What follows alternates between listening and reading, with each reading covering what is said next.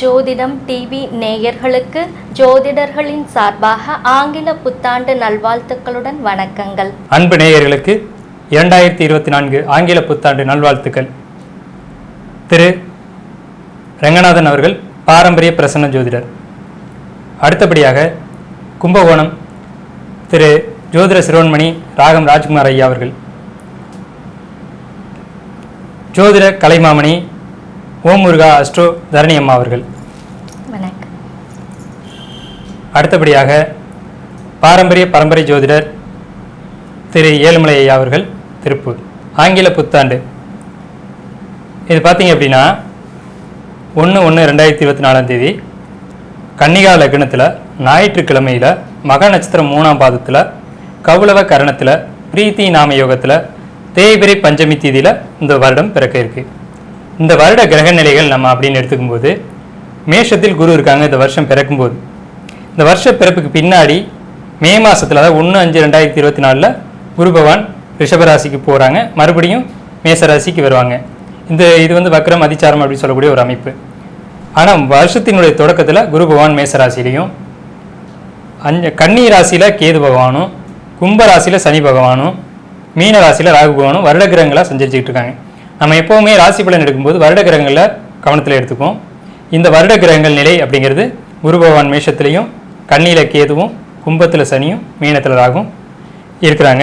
இந்த கிரக நிலைகள் 12 ராசிக்காரங்களுக்கும் என்ன விதமான பலன்கள் கொடுக்க போகுது அப்படிங்கிறதான் நம்ம இந்த ஆங்கில புத்தாண்டில் பார்க்குறோம். இது பார்த்தீங்க அப்படின்னா இந்த ஆங்கில புத்தாண்டு என்ன சொல்லுது நேயர்களுக்கு அப்படின்னா பெரும்பாலும் நற்பலன்களே சொல்லுது. ஏன்னா இந்த நம்ம இப்போ பார்த்தோம் இல்லைங்களா கிரக நிலவரங்கள், அதில் குரு பகவான் பார்த்தீங்கன்னா ஒரு வலிமையான ஒரு நிலையில் காணப்படுறார். இப்போ இந்த குரு பகவான் அப்படிங்கிறது யார் அப்படின்னா முதன்மையான சுப கிரகங்களில் ஒருத்தர். அவர் தான் நல்ல பலன்களை அள்ளி வழங்குவதில் முதன்மையான கிரகம். ஸோ அவர் நல்லா இருந்துட்டார் அப்படின்னாவே அந்த வருடம் சிறப்பாக இருக்கும் அப்படின்னு அர்த்தம். அதை விட இந்த பஞ்சாங்கம் நம்ம படித்தோம் இல்லைங்களா, ஞாயிற்றுக்கிழமை மக நட்சத்திரம், மகம்னாவே ஞானத்துக்குரிய நட்சத்திரம், அது ஆன்மீகத்துக்கான நட்சத்திரம் மக நட்சத்திரம். கன்னிகா லக்னத்திலே கேது இருக்க ஒரு அமைப்பில் இந்த வருடம் பிறக்குது. ஸோ இந்த அமைப்பு இந்த ஆண்டு 12 ராசிக்காரங்களுக்குமே ஒரு ஆன்மீகம் சார்ந்த விஷயங்களுக்கும், பழமையான விஷயங்களை புதுப்பிக்கிறதுக்கும், பாரம்பரியமான விஷயங்களை கடைபிடிக்கிறதுக்குமான ஒரு நல்ல அமைப்பாக இந்த ஆங்கில புத்தாண்டு பிறக்குது. 12 ராசிக்காரர்களுக்கும் எனது வாழ்த்துக்கள். இந்த 2024ஆம் ஆண்டு என்ன சொல்லுது அப்படின்னு பார்த்தோம் அப்படின்னா, இந்த மாதிரி தொழில் பண்ணக்கூடியவங்களுக்கு, வியாபாரிகளுக்கு, பொதுமக்களுக்கு, ஆன்மீகத்தில் ஈடுபடக்கூடியவங்களுக்கு என்ன சொல்லுது அப்படின்னு பார்த்தீங்க அப்படின்னா, குரு பகவான் மேச ராசியில் இருக்கிறது. குரு பகவான் தான் ஆன்மீகத்துக்கான கிரகம், இறை நம்பிக்கைக்கான கிரகம். ஒரு மனிதன் ஒழுக்கத்தோடு வாழணும் அப்படின்னா எந்த பிளான்ட் ஸ்ட்ராங்காக இருக்கணும் அவனுடைய ஜாதகத்தில் அப்படின்னா குரு பகவான் நல்ல நிலையில் இருக்கணும். குரு பகவான் அவருடைய ஜாதகத்தில் நல்ல நிலைமை இருக்கும்போது தான் அவங்க வந்து ஆன்மீக ரீதியான விஷயங்களை கடைபிடித்து சமூக கட்டுப்பாடுகளை கடைபிடித்து வாழக்கூடிய ஒரு அமைப்பில் இருப்பாங்க. இப்போ அந்த அடிப்படையில் பார்க்கும்போது இந்த ஆண்டு மக்கள் எல்லாருமே ஆன்மீக விஷயங்களுக்கு முக்கியத்துவம் கொடுப்பாங்க. இதை ஏன் நம்ம அழுத்தி சொல்கிறோம் அப்படின்னா, கடந்த ஆண்டு நடந்த விஷயங்கள் எல்லாருக்குமே தெரிஞ்சிருக்கும். அதாவது ஆலயங்கள் மூடப்பட்டதாக இருக்கட்டும், ஆலயங்கள் இடிக்கப்பட்டதாக இருக்கட்டும், ஆலயங்களுக்குள்ளே பெட்ரோல் குண்டு வீசப்பட்டதாக இருக்கட்டும், கடந்த ஆண்டினுடைய கிரக நிலையை தான் காரணம். இதை நம்ம கடந்த ஆண்டு பலன்களே நம்ம மென்ஷன் பண்ணியிருக்கோம், முன்னாடி நம்ம வீடியோக்களில் நம்ம பதிவிட்டிருக்கோம். இந்த ஆண்டு குரு பகவான் மேசராசிலையும் ராகு பகவான் மீன ராசிக்கும் போகிறது ஒரு சிறப்பான பலன்களை பொதுமக்களுக்கு கொடுக்க இருக்கு. எப்படின்னு கேட்டிங்கன்னா, இந்த ஆலயங்களுக்கு செல்லக்கூடியவங்க, ஆன்மீகத்தில் ஈடுபடக்கூடியவங்களுக்கு இனி தொந்தரவு இல்லை அப்படிங்கிறத தெளிவாக சொல்லுது. கோயிலுக்கு போகிறவங்க கோயிலுக்கு போகலாம், ஆன்மீகத்தில் ஈடுபடக்கூடியவங்க ஈடுபடலாம், அதனால எந்த பாதிப்பும் இல்லை. ஆனால் கடந்த ஆண்டெல்லாம் எப்படி இருந்தது அப்படின்னு கேட்டிங்கன்னா, கோயிலுக்கு போகிறதுக்கே ஒரு அச்சம். இப்போ ராகு பகவான் அப்படின்றவர் யாருன்னா ஒழுக்கக்கேடான விஷயங்களை தூண்டி விடக்கூடிய ஒரு நபர், அவர் தான் ராகு பகவான் அப்படின்னு சொல்கிறாங்க. இப்போ ராகு பகவான் மீன ராசிக்கு போயிருக்குது, காலபுருஷ ராசிக்கு 12வது ராசிக்கு போயிருக்கிறதுனால ஆன்மீகம் சார்ந்த பயணங்கள் இந்த ஆண்டு அதிகமாகும் அப்படிங்கிற ஒரு விஷயத்த சொல்லுது. அடுத்து பார்த்துக்கிட்டிங்கன்னா சிம்ம ராசியில் மக நட்சத்திரத்திலே இந்த ஆண்டு பிறக்குது அப்படிங்கிறதுனால பெண்களுக்கு அதிகபட்சமாக சுப விஷயங்களை சொல்லியிருக்கு. இந்த ஆண்டு பெண்களுக்கு சார்பான சட்டங்கள் இயற்றுறதும், அரசாங்கத்திலேருந்து பெண்களுக்கு உதவிகள் கிடைக்கிறதும் இப்போவே நீங்கள் பார்த்துட்டு இருக்கலாம். சிம்மம் அப்படிங்கிறது அரசு வீடு, சந்திரன்றது பெண் கிரகம். அப்போ பெண்களுக்கு இந்த ஆண்டு அரசு அதிகமான உதவிகளை செய்யும். மத்திய அரசாங்கம் இருக்கட்டும், மாநில அரசாங்கமாக இருக்கட்டும், அரசாங்கம் பொதுவாக பெண்களுக்கு அதிகமாக சப்போர்ட் பண்ணும். இருந்தாலும் கூட பெண்களுக்கு சில இடர்பாடுகள் இந்த ஆண்டு உண்டு அப்படிங்கிறத நம்ம மறுக்க முடியாது. ஏன்னா ஜோதிடரோட கடமை என்னென்னா, நடக்கக்கூடிய நல்லதையும் சொல்லணும், நடக்கக்கூடியதை எச்சரிக்கையும் செய்யணும். அந்த வகையில் பார்க்கும்போது இந்த சந்திரனை சனி பகவான் கும்பராசிலேருந்து பார்க்குறார். அந்த சனியினுடைய பார்வை பெண்களுக்கு ஒரு சில நெருக்கடிகளை இந்த ஆண்டு ஏற்படுத்தும். கும்பராசி சனி பகவான் என்ன சொல்றார் அப்படின்னு கேட்டிங்கன்னா, கும்பம் அப்படின்றது கோயில். இந்த ஆண்டு எல்லா ஆலயங்களும் புதுப்பிக்கப்படும், கும்பாபிஷேகங்கள் நடத்தப்படும் அப்படிங்கிறத கும்பராசியில் இருக்க சனி பகவான் சொல்றார். பழமையான ஆலயங்கள், பல ஆயிரம் வருடங்களா கும்பாபிஷேகமே பண்ணாம மூடப்பட்ட ஆலயங்கள் இந்த ஆண்டு எடுத்து புதுப்பிச்சு கும்பாபிஷேகம் பண்ணுவாங்க அப்படிங்கிறத இந்த கும்பராசியில் கூடிய சனி பகவான் சொல்றார்.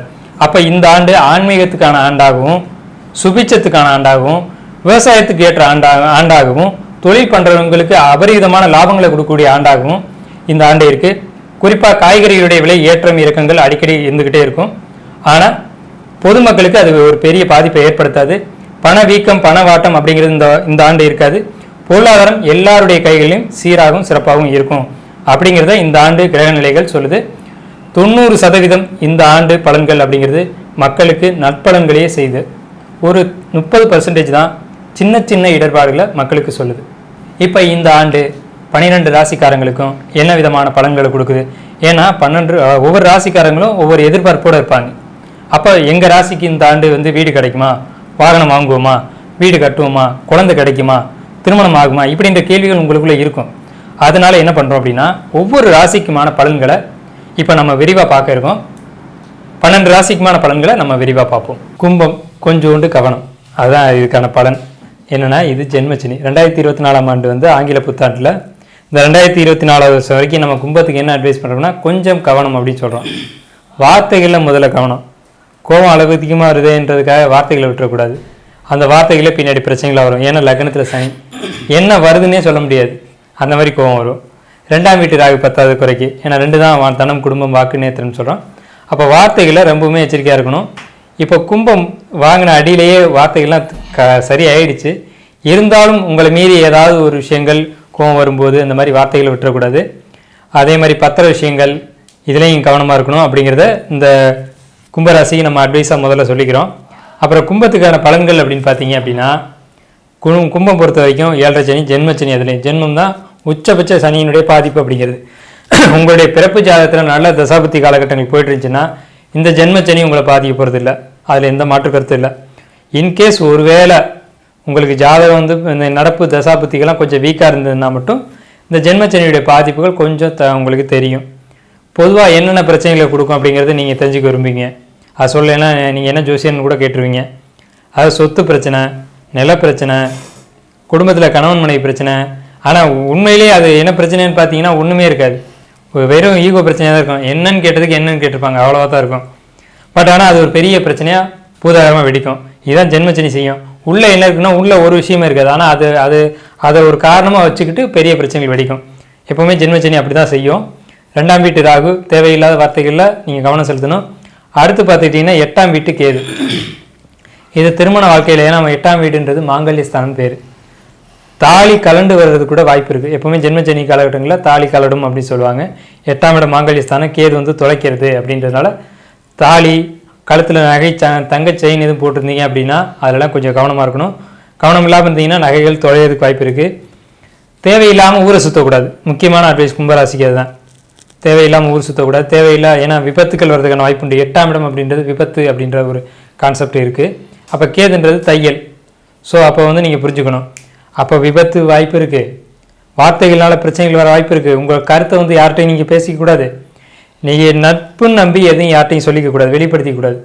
எதையுமே வெளிக்காட்டிக்காமல் அமைதியாக இருந்தீங்க அப்படின்னா உங்களுக்கு சிறப்பு. குறிப்பாக உங்களுக்கு பரிகாரமாக நான் சொல்லக்கூடியது என்னென்னா, மிக பழமையான சிவாலய வழிபாடு. கும்பச்சனிக்கு, ஜென்மச்சனிக்கு, கும்பராசிக்கு நம்ம கொடுக்கக்கூடிய அட்வைஸ் இதுதான். சரிங்களா? அடுத்து நம்ம ஓம் முருகா அஸ்ட்ரோ தரணியம்மா அவங்களுடைய கருத்தை பதிவு செய்வாங்க. கும்பராசி நேயர்களே, இந்த நேரத்தில் 2024ஆம் வருடம் பிறக்கக்கூடிய இந்த நேரத்தில் உங்கள் ராசிக்கு என்ன மாதிரியான பலன்கள் நடக்க இருக்கு அப்படிங்கிறத பார்க்கலாம். கும்பராசியை பொறுத்த வரைக்கும் சனி பகவானினுடைய சஞ்சாரம் ராசி மேலேயே இருக்கிறதுனால ஜென்ம சனியாக வலம் வந்துகிட்டு இருக்கிறாரு. முதல்ல ஒரு விஷயத்தை நம்ம புரிஞ்சுக்கணும். சனி பகவான் இருள் கிரகம், சந்திரன் ஒளி கிரகம். இந்த இருளும் ஒளியும் நேர்மறையான எதிர்மறையான எண்ணங்களை மனதில் கொடுத்துக்கிட்டே இருக்குங்க. ஆகையினால இந்த நேரத்துல படிக்கக்கூடிய மாணவர்கள் தங்களுடைய படிப்புல கவனம் செலுத்த வேண்டிய நிலைக்கு தள்ளப்படுறாங்க. எந்த ஒரு செயலை செய்யணும் அப்படின்னாலும் அதுல ஒரு முழு கவனமும் மட்டுமே முடியும். ஆனா சந்திரன் மேல சனி பயணிக்கக்கூடிய இந்த காலகட்டங்கள்ல உங்களுடைய கவனம் சிதறல்களுக்கு உட்படுங்க. அதாவது செல்போன்ஸை பக்கத்திலேயே வச்சிருப்போம். அதுல இருந்து வரக்கூடிய அழைப்புகள், ஃபேஸ்புக், ட்விட்டர் போன்ற அழைப்புகளுக்கு பதில் கொடுத்துக்கிட்டே நேரத்தை கடத்துறது. இதனால ஒரு சோம்பல் தன்மை கிரியேட் ஆகும் அப்படிங்கிறத நீங்க மனசுல வச்சுக்கோங்க. இவற்றையெல்லாம் முறியடிக்கணும் அப்படின்னா அயராத உழைப்பு ஒன்று மட்டும்தான் நமக்கு முன்னேற்றத்தை கொடுக்கும். சனி பகவான் 2 விஷயத்துக்குமே காரகன், உழைப்புக்கும் காரகன், சோம்பல் தன்மைக்கும் காரகன். நீங்க சோம்பலை விடுத்துட்டு உழைப்பை அதிகப்படுத்துங்க. உங்க மேல தன்னம்பிக்கையை வளர்த்துக்கோங்க. நம்பிக்கை இல்லாத போக்குகள் அடிக்கடி வர்றதையும் தென்படுறதையும் பார்க்க முடியுதுங்க. 2ஆம் இடம் அப்படிங்கிறது தனம், வருமானம், வாக்குஸ்தானம். இந்த இடத்துல ராகு பகவான் சஞ்சாரம் செய்துட்டு இருக்கிறதுனால நீங்க உங்க வாக்குல கவனம் செலுத்தணுங்க. யாருக்கும் வாக்கு கொடுத்து அதனால ஏமாறக்கூடிய சூழ்நிலையும் ஏமாற்றப்படக்கூடிய சூழ்நிலையும் உருவாகும். நான் இதை செய்யறேன், இதை செஞ்சு கொடுக்குறேன், அதை செஞ்சு கொடுக்குறேன் அப்படின்னு யாருக்கும் வாக்குறுதிகளை அள்ளி கொடுக்காதீங்க. 2ஆம் இடம் வருமானம் அப்படிங்கிற வகையில ராகு பகவான் வருமானத்தை அதிகப்படுத்தி கொடுப்பார். ஏன்னா 3ஆம் இடத்துல குரு பகவானினுடைய சஞ்சாரம் இருக்கு இல்லையா, அது வரைக்கும் உங்களுடைய வருமானத்துக்கு எந்த வகையிலையும் குறைவு இருக்காதுங்க. 3ஆம் இடத்துல குரு பகவானினுடைய சஞ்சாரம் சிறப்பாக இருக்கு அப்படிங்கிறதுனால நண்பர்கள் கிட்ட அடிக்கடி ஆலோசனைகளை பெற முயற்சி பண்ணுங்க.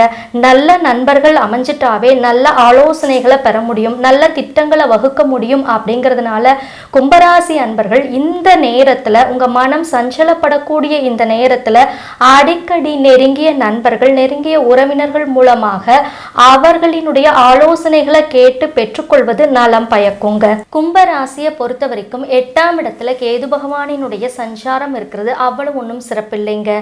8ஆம் இடம் ஆயுள், ஆரோக்கியம் அப்படின்ற விஷயத்தை குறிக்கும். அதே நேரங்கள்ல பய உணர்வுகளையும் குறிக்கக்கூடிய வீடு.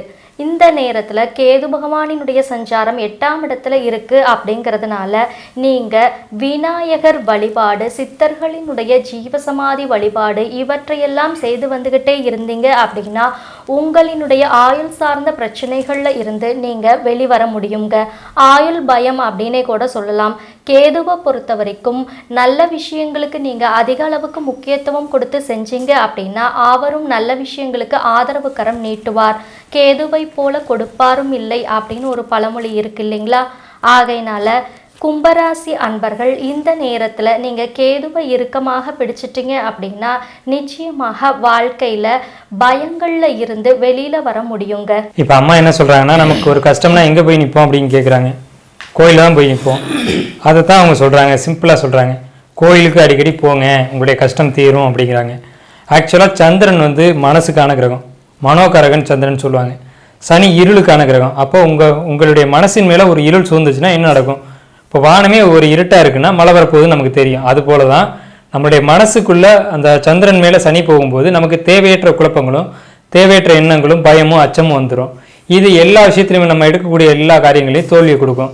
அப்போ என்ன நடக்கும்? ஆட்டோமேட்டிக்காக பிரச்சனைகள் வர ஆரம்பிச்சிடும். இதுதான் 7.5 சனி எப்படி சொல்கிறது, குறிப்பாக ஜென்மச்சனி அப்படின்னு சொல்கிறது. ஜென்மச்சனின்னா இதுதான் காரணம். பிரச்சனைகளுக்கான காரணம் அடித்தளம் இங்கேருந்து வருது, மனசுக்குள்ளே ஏற்படுற குழப்பம் தான். அப்போ மனசுக்குள்ளே இருக்க குழப்பத்தை விட்டுட்டீங்க அப்படின்னு சொன்னாலே அந்த லேசினஸ் அதை விட்டுருங்க அப்படின்னு சொல்கிறாங்க.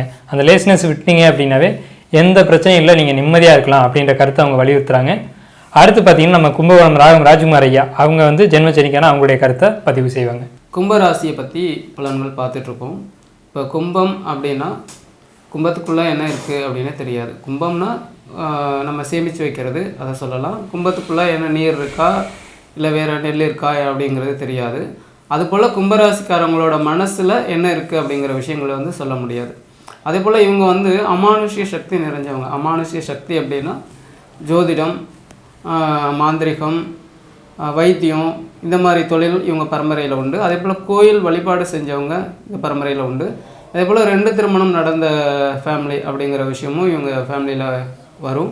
இந்த மாதிரி குணங்கள் எல்லாமே இருக்கும். நல்லா ஒரு கௌரவமாக மதிக்கத்தக்க குணமுடையவர்கள் அப்படின்னு இந்த கும்பராசிக்காரங்களை சொல்லலாம். இப்போ இந்த கும்பராசிக்கு ராசியிலேயே வந்து சந்திரன் இருக்குது. இப்போ இந்த ராசியிலேயே சந்திரன் இருக்கிறது ஜென்மசனி அப்படிங்கிற ஒரு விஷயத்தை வந்து சொல்லுவாங்க. இருந்த போதிலும் இந்த சந்திரன் சனி சேர்க்கை தான் மீடியா அப்படின்னு ஒரு இதை சொல்லுவாங்க. அப்போ சந்திரன் சனி மீடியா அப்படின்றப்போ இந்த யூடியூப்பு, டிவி சேனல்களில் வர்றது, இந்த மாதிரி இதன் மூலம் வந்து புகழ் பெறுறது, இது எல்லாமே இந்த டைமில் வந்து இந்த கும்பராசிக்காரங்களுக்கு நடக்கும். அதே போல் 2ல் வந்து ராகு இருக்கிறது. வேலை விஷயங்களில் மாற்றம் வரும். அதாவது இப்போ ஒருத்தவங்க வேலையே பார்த்துட்ருக்காங்க, வேலைக்கே போயிட்டுருக்காங்க அப்படின்னா இவங்க செய்யக்கூடிய வேலைகளில் மாற்றம் வரும். ஏதாச்சும் நம்ம சுயமாக எதுவும் தொழில் பண்ணலாமா அப்படிங்கிற எண்ணங்கள் இவங்களுக்கு வந்து அதிகமாக இருக்கும். அந்த மாதிரி சூழ்நிலைகள் அதிகமாக வரும். அதே போல் 3ஆம் இடத்துல குரு பகவான் இருக்கிறது.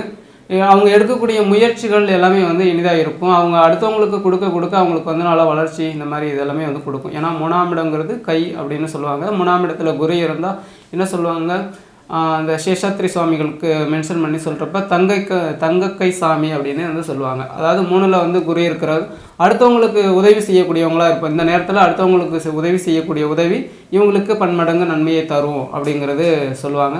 அதேபோல் 3ல் இருக்கக்கூடிய குரு ஒரு நல்ல வளர்ச்சியை வந்து கொடுக்கும். அந்த குழந்தைகளால் வந்து இவங்களுக்கு மகிழ்வு, இந்த மாதிரி விஷயங்கள் இதெல்லாமே வந்து வரும். கும்பத்தை வந்து, அதாவது சிம்ம ராசியை வந்து குரு பகவான் வந்து பார்க்குறாரு. அப்போ கணவன் மனைக்குள்ளே, நண்பர்களுக்குள்ளே இருந்த அந்த பிணக்குகள் இதெல்லாமே வந்து சரியாகும். இப்போ ஐயா என்ன சொல்லியிருக்காங்கன்னா, அதாவது கும்பராசிக்குன்னு ஒரு பழமொழி இருக்குது, கும்பராசிக்கும் கோமாளி ராஜாவுக்கும் ஜாதகம் பார்க்காதே அப்படின்னு சொல்லி. இப்போ நம்ம என்ன சொன்னாலும் அவங்களுக்கு புரியாது. ஏன்னா அவங்க தான் குழப்பத்திலே இருக்காங்களே. அவங்க நம்ம பாசிட்டிவாக சொல்லுவோம், நெகட்டிவாக சொல்லுங்கன்னு கேட்பாங்க. ஸோ அப்படிப்பட்ட தடுமாற்றத்தில் இருக்கக்கூடிய இந்த ஜென்மச்சனியில் இருக்கக்கூடிய கும்பராசிக்காரங்களுக்கு 7ஆம் வீட்டை குரு பார்க்குறது நன்மை. அதே தான் இவங்களும் சொன்னாங்க. அம்மா என்ன சொன்னாங்கன்னா, நண்பர்கள் உறவினர்கள் அப்படின்னு சொன்னாங்க. இன்றைய காலகட்டத்துக்கு ஒத்து வராத ஒரு பரிகாரம் தான், ஆனால் அதை செஞ்சால் நல்லா இருக்கலாம். ஸோ அப்போ அவங்க 2 பேர் சொன்ன பரிகாரமே அற்புதமான பரிகாரம். அதை வந்து கடைபிடிக்கணும் அப்படின்னு நான் வலியுறுத்தி சொல்கிறேன். அடுத்து பார்த்தீங்கன்னா நம்ம திருப்பூர் ஜோதிடர் ஐயா திரு ஏழுமலை அவங்களுடைய கருத்தை பதிவு செய்வாங்க. அந்த வகையில் கும்பராசி இருக்க ராசிகளில் கும்பராசி மிக சிறப்பான ஒரு ராசி. எப்படி பார்க்கணுன்னா, கர்மக்காரன். அதாவது நீங்கள் நல்லது செய்கிறீங்களா கெட்டது செய்கிறீங்களா, அந்த பாவ புண்ணிய காலங்களில் சரியாக பலனை கொடுக்கக்கூடிய ஒரு கிரகம் எதுனா அது சனி பகவான் தான். அந்த சனி பகவான் இன்றைக்கி நமக்கு ராசியிலே வர்றதால இது ஜென்மச்சனின்னு சொல்கிறோம்மா. ஜென்மச்சனின்னா அதில் மகர ராசிக்காரங்களுக்கும் ஒன்றும் மகரத்துக்கும் சரி கும்பத்துக்கும் சரி ஆட்சி விழா வர்றதுனால அந்த கும்பத்துக்கு ஒன்றும் பண்ணுறதில்லை. அந்த வகையில் மற்றபடி இது ஒரு தாக்கமாக தவிர மற்றபடி இது பொதுவாகவே இது நம்ம வந்து பெருசாக பாதிப்பு கொடுக்கும், 7 சனின்னா பயந்துக்கணும் அப்படிங்கிற விஷயம்லாம் கிடையாது. கொஞ்சம் மனசளவில் மந்தத்தன்மையை கொடுக்கும். அதாவது ஒரு தொழில் எடுத்தோம்னா அந்த தொழிலை சிறப்பாக செய்யறதுக்கு வாய்ப்பு கொடுக்காது. அப்போ அந்த சந்திரனும் மனசுக்காரகன், அப்போ சனி வந்து மந்தக்காரகன். அப்போது மனசுங்கிறது தான் அறிவு. அந்த அறிவை ஒரு மந்தம் பண்ணக்கூடிய காலகட்டம் தான் இந்த 7 சனி. அப்போ அந்த காலகட்டத்தில் தான் நன்மை எது தீமை எது, நண்பர்கள் யார் கெட்டவர்கள் யார் இப்படிங்கிறத ஒரு விளக்கமாக சொல்லி கொடுக்குறது ஒரு நல்ல வாய்ப்பு அது. இப்போ இவங்களுக்கு பரிகாரம்னு பார்த்தீங்கன்னா, நம்ம குச்சனூரில் இருக்கிற அந்த சனி பகவானை வழிபடுறது மிக சிறப்பான ஒரு காலகட்டமாக இருக்கும். இவங்க வழிபட்டால் மற்றபடி எல்லா குறைகளும் நீங்கி இவங்க சிறப்பாக வர முடியும். ஐயா அருமையான ஒரு பரிகாரத்தை சொன்னாங்க. என்ன காரணம்னா, குச்சனூர் சனீஸ்வரன் வந்து மன்னிக்கக்கூடிய சனீஸ்வர பகவான், ஆனால் திருநள்ளாறு சனீஸ்வரன் வந்து தண்டிக்கக்கூடிய சனீஸ்வரன் அப்படின்ற பிரிவினை இருக்குது. ஸோ அதனால தான் அவங்க அதை மென்ஷன் பண்ணி அந்த இடத்த காமிக்கிறாங்க, கோட் பண்ணி காமிக்கிறாங்க. இப்போ இதில் என்னென்னா, இவங்க சொன்ன மாதிரி இது மகர கும்பத்துக்கு 7 சனி பாதிக்காதான்னு ஒரு டிபேட் வச்சோம்னா அது பெருசாக போயிட்டே இருக்கும். சனி பகவானுக்கு எல்லாருமே ஒன்று தான். ஸோ அப்படி பார்த்தோம்னா பாதிப்புகள் இருக்க தான் செய்யும். அதை நிவர்த்தி பண்ணுற விதமாக குரு பார்வை இருக்குது. ஒருத்தர் கெடுதல் பண்ணுறாருன்னா அவரை கண்ட்ரோல் பண்ணுறதுக்கு அவருடைய வாத்தியார் மேலே இருப்பார், அவர் தான் குரு பகவான். ஸோ உங்களுக்கு பாதிப்பு உண்டு, பாதிப்பை நீக்கிறதுக்கு குரு பகவான் உண்டு. அதாவது பக்கத்தில் இருக்கவங்க, நண்பர்கள், உறவினர்கள் இவங்களுடைய சப்போர்ட்டை ஏற்றுக்கோங்க. அவங்கள்ட்ட கொஞ்சம் உங்கள் பிரச்சனைகளை சொல்லுங்கள், அவங்களோட உதவிகளை தேடுங்க. அவங்க சப்போர்ட் பண்ணும்போது அதில் ஆறுதல் அடைங்க. கண்டிப்பாக இந்த 7 சனி உங்களை ஒன்றும் செய்ய போகிறதில்ல. அதாவது நம்மளுடைய நண்பர்கள் உறவினர்கள் தாண்டி நமக்கு ஒரு கஷ்டம் வந்துட போகிறதே இல்லை. இப்போ அம்மா அப்படி தான் சொன்னாங்க, அழகாக சொன்னாங்க. ஸோ அந்த மாதிரி நீங்கள் அந்த பரிகாரங்களை எடுத்துங்க அப்படின்னு சொல்லி உங்களை 7 சனி பாதிக்காமல் இருக்கணும் அப்படின்னு நான் வாழ்த்தி இந்த கும்பராசியை நிறைவு செய்வோம்.